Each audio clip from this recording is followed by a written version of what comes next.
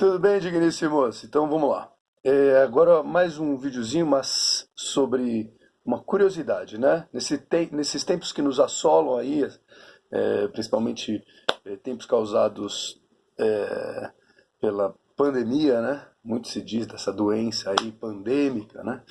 A gente já a viu, inclusive, rotulada primeiro como epidêmica, né? Essa epidemia, tá? E aí, você já parou para pensar nessas palavras? Será que se relacionam com, de repente, um conteúdo gramatical, né?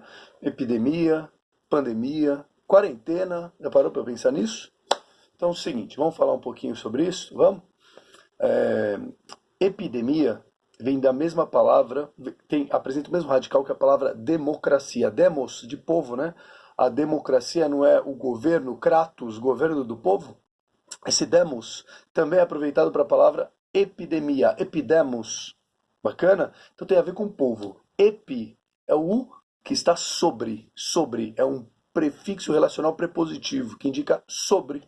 Então, sobre as pessoas, sobre o povo. Por isso que é uma epidemia. Uma doença sobre as pessoas, sobre o povo.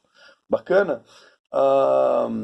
Tanto é verdade que se você buscar outras relações terminológicas da língua, por exemplo, associando ao próprio contexto social aí da pandemia, o epicentro é aquilo que está no centro, no centro da Europa. O epicentro não é a Itália, é o centro, aquilo que está no centro da Europa, a Itália.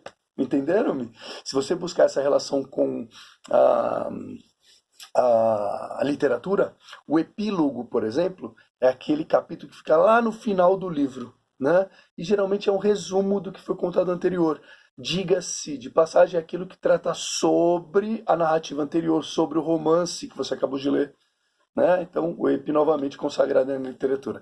Na biologia, por exemplo, você vai encontrar em outras palavras, outras terminologias. Por exemplo, a epiderme, aquele que está sobre a pele, é a última camada, a camada mais externa. A epiglote, né? Aquilo que está sobre a laringe, sobre a traqueia, sobre a glote. Percebem isso? Bacana, né? Ah, mas Edgar, hoje é uma pandemia. Por quê? Porque pan é o prefixo relacional à totalidade. Tanto é verdade que nos Jogos Olímpicos, você tem os Jogos Olímpicos e os Jogos Pan-Americanos, que ocorrem em toda a América, pan-americano. Lembra-se do conteúdo de geografia da Pangeia?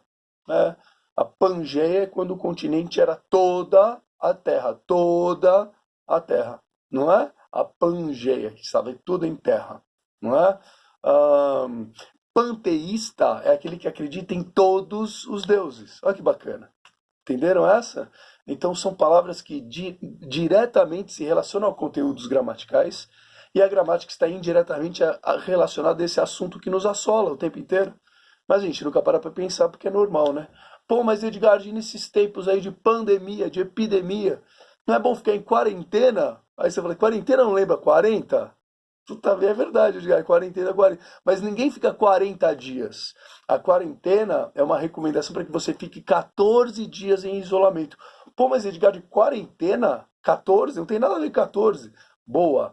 Quando a palavra, ela perde o seu significado original para fundamentação, para uso cotidiano, nós dizemos que ela passa por uma utilização estilística na língua. Isso é exemplo claro de uma figura da linguagem que não é tão consagrada nas provas de vestibular, mas aparece de vez em quando. A catacrese. Vocês lembram o que é a catacrese? A catacrese se dá em palavras como embarcar, aterrar, né?